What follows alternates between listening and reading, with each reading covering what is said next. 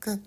I think it's a great anime for Americans, actually, because it's set in the United States. I do think it would be something that most Americans would like in terms of the action sequences, the different characters, the diversity of the cast. I'm going to withhold some judgment to see where they go with the opioid metaphor, but potentially that too.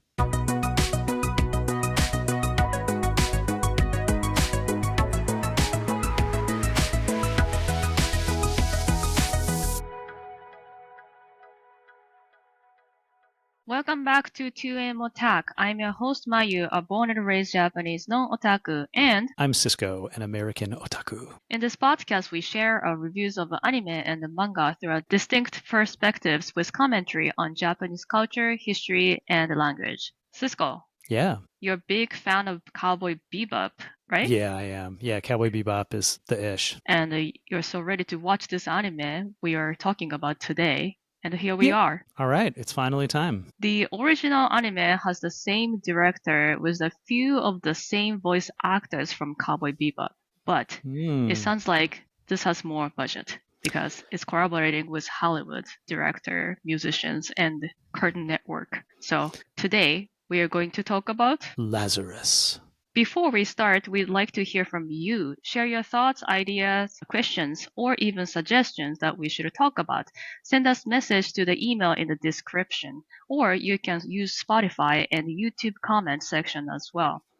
All right, so yeah, we just talk about like Cowboy Bebop, and then from the like a visual, you can tell it's kind of reminds you of Cowboy Bebop made in. Oh yeah, definitely. I don't know.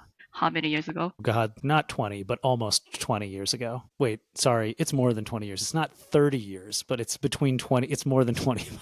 Oh my. Wow. Okay. Yeah, it came out I think it came out in the late 90s, like 99-ish. Yeah, it's like or maybe 98. It's like around the end of the night. Oh, damn. Okay. Yeah. Yeah, but it's very reminiscent of Cowboy Bebop, both the art style, not a little bit the character design, although that's actually the thing that has least in common with, I think. The music is definitely like inspired by Cowboy Bebop. The opening is definitely inspired by Cowboy Bebop. Yeah, a lot of the things are pretty Cowboy Bebop adjacent. Right. The plot is different. So could you tell us the plot of Lazarus? Sure. So the setup is that there's a man named Skinner who invents a drug called Hapner that I think is supposed to be like an opiate-ish, or it's supposed to be a painkiller, right? And everyone in the world takes it. It's like not just a painkiller, it's also sort of a party drug. So over like the 3 years since Hapner comes out, like almost everyone on Earth has taken a Hapner. And it turns out that he's made it such that it will start killing people or killing everybody who's ever taken even one.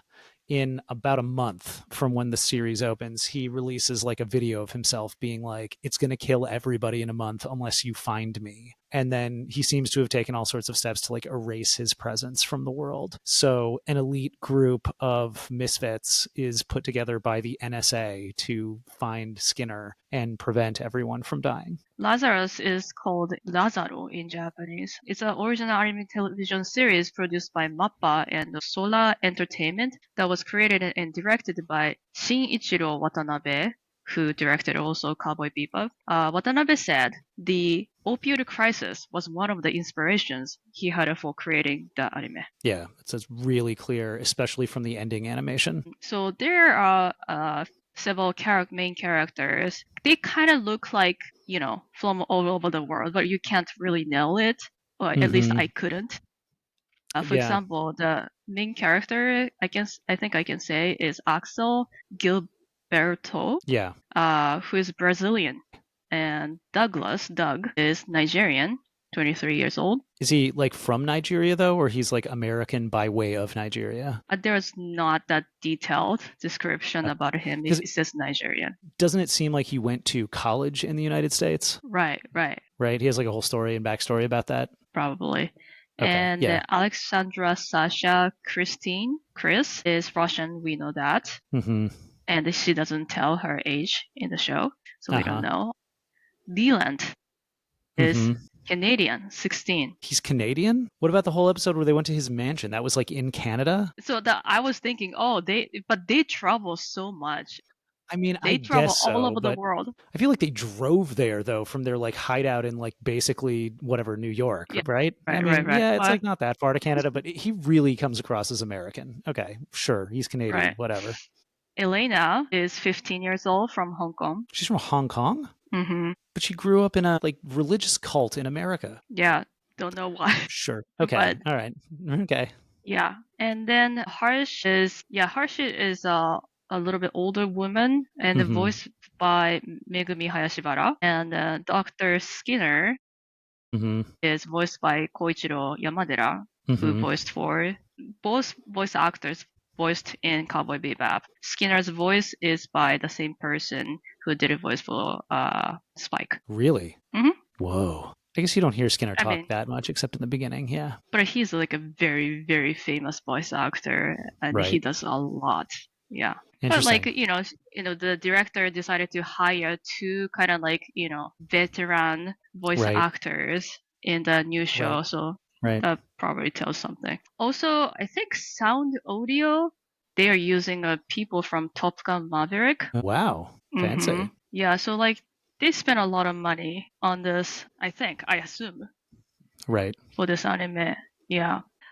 There are a couple of stuff we like about Lazarus, but let's start with Cisco. What's your favorite part of Lazarus? I think by far my favorite part is the action sequences involving Axel, who I have a hard time even not thinking of as Spike because they are exactly this. Well, okay, they're not exactly the same, but they're so much the same character. They're like Yeah. an insanely lucky, like very acrobatic, like dude with a weird hairstyle and the same face, right? And anytime he's fighting anybody, it's like pretty exciting and cool. And like the dynamic camera action of that shows you him fighting people is just great. So as with Cowboy Bebop, the scenes where Spike is like doing his kung fu on people is the best part of that show, and this is absolutely still the best part of Lazarus. So action or fighting scenes by Chad Stahelski.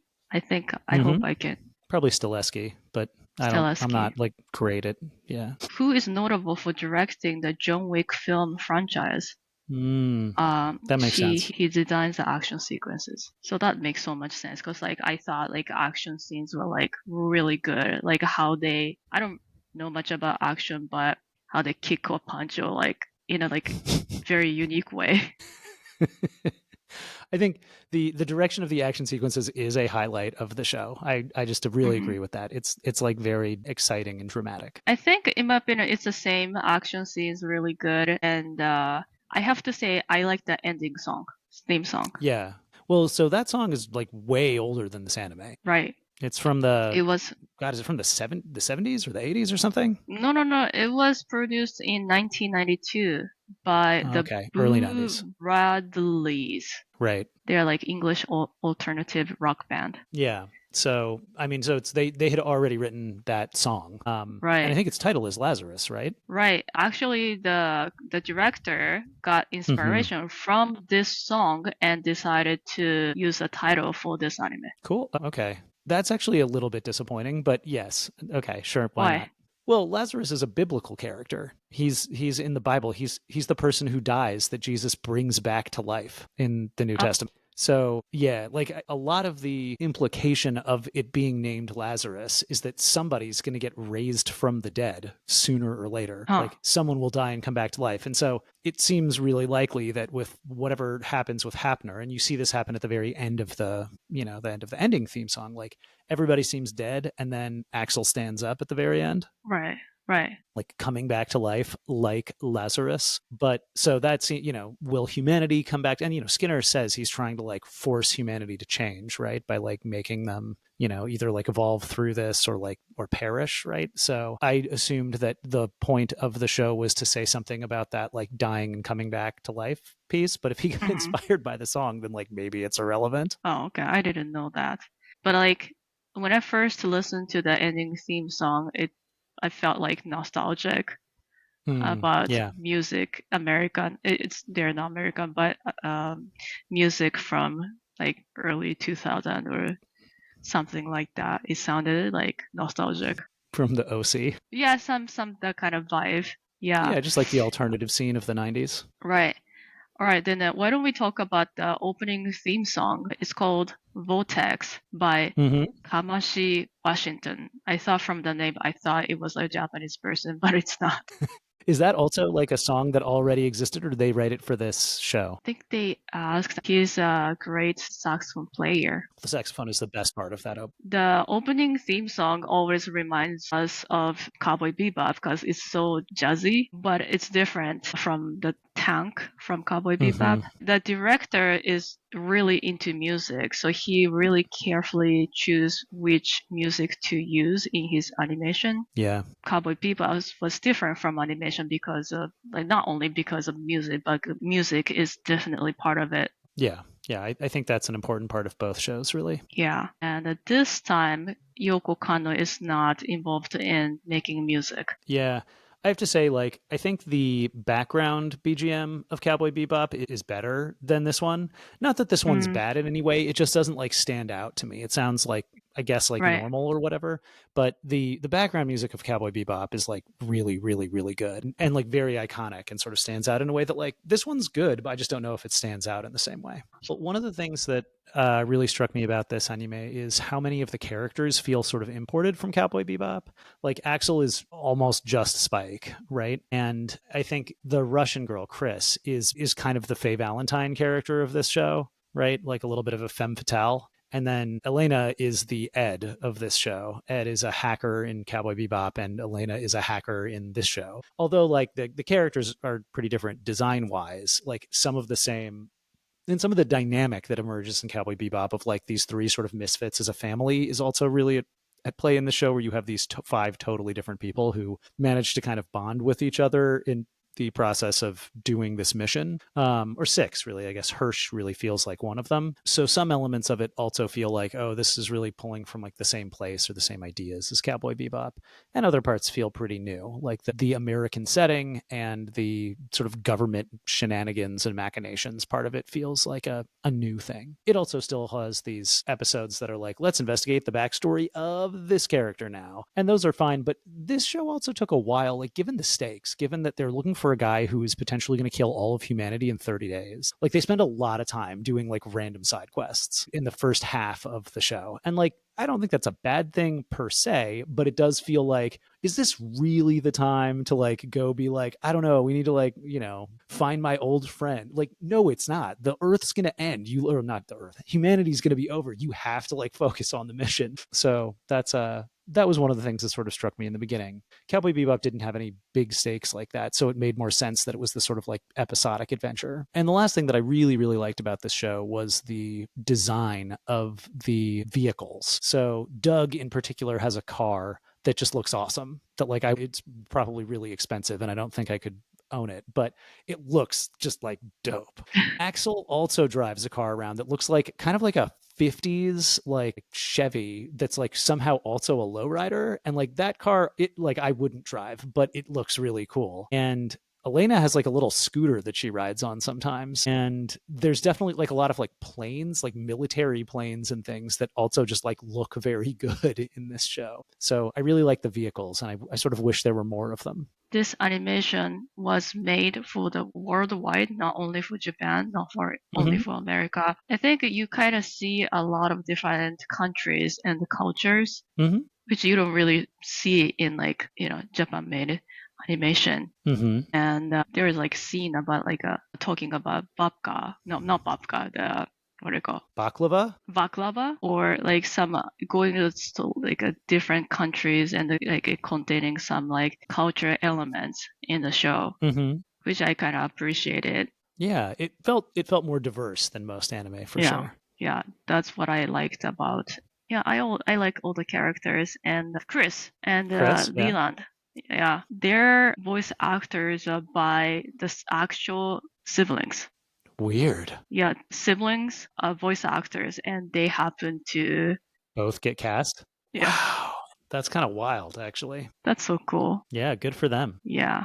All right, let's do today's word of the day. Okay. Otaku, word of the day. Today's word of the day is konton. Are you sure we didn't do that when we did the ending theme song by Konton Candy? It might not be word of the day. What does Konton mean? Chaos. Why did you pick that for this show? Because we are up to episode 11, and Uh-huh. then this character kept saying Weiton or something in Chinese. Uh-huh. It's pronounced Konton in Japanese, and it so sounded like an important keyword to me. Okay. This is only in Yeah. the last episode, in number 11, and it seems like it's like a god, right? I couldn't really tell. Yeah. I mean, it's like a supernatural being of some kind because it's got wings and it's covered in like, I don't know, seals, right? Mm-hmm. Okay.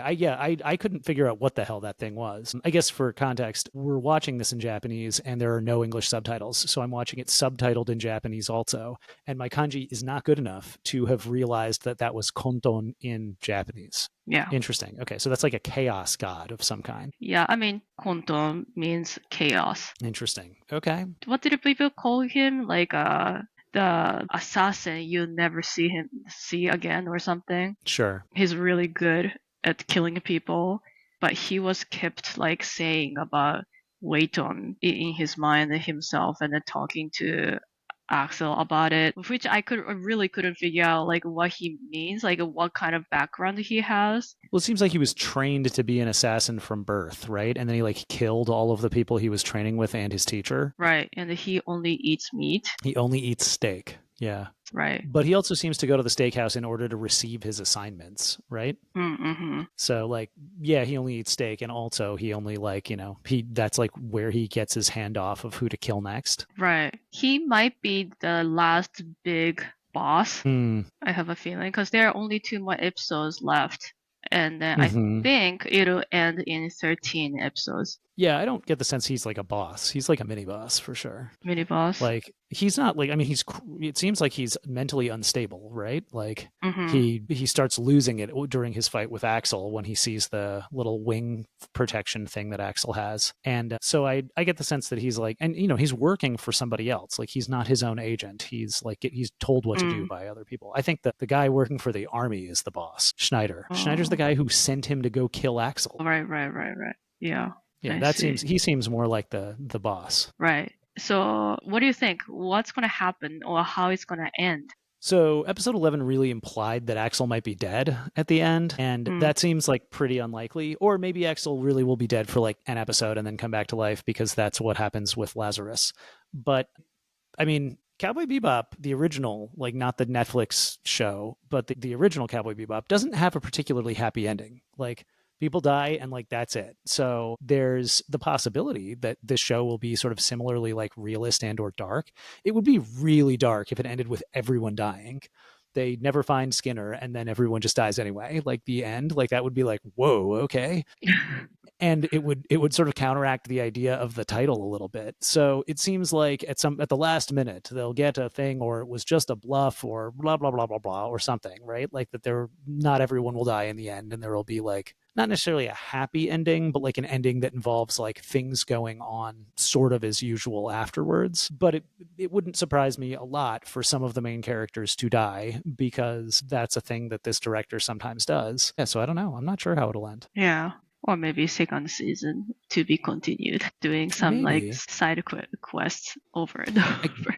Yeah, I kind of hope not, actually. Like, just like with Cowboy Bebop, which like ended at the end and was like a very good ending because it was over. I sort of hope that they bring the story to a close one way or another, even if it's with just everybody dying. So if there are listeners who haven't watched or who haven't heard about Lazarus, like how would you recommend this anime to them? I would say if you liked Cowboy Bebop, this is a pretty easy transition. There are some things that are a little different about it, but overall it's got a lot of the same vibes because of the director. I think it's also I think it's a great anime for Americans actually because it's set in the United States. I do think it would be something that most Americans would like in terms of the action sequences, the different characters, the diversity of the cast. And I mean, I'm going to withhold some judgment to see where they go with the opioid metaphor, but potentially that too. Thank you so much for listening to this week's episode. If you liked this week's episode, please give us good reviews on Spotify and the Apple Podcast, or like and leave a comment on YouTube. I was going to say, my microphone doesn't sound very good because I forgot to bring my microphone to Japan. My But microphone sounds yeah, okay because it's still here in America. it's nice. Like, yeah, I hope I can do something about this for the next show. Okay. Otherwise, it's been really hot in Japan. Don't come to Japan in summer unless you want to suffer from, heat. Okay. Good advice. Yeah, yeah. Make sure to subscribe and then follow 2M Otak and 3M Otak. It'll keep us making more fun episodes. See you next time for more 2M Otak. Peace.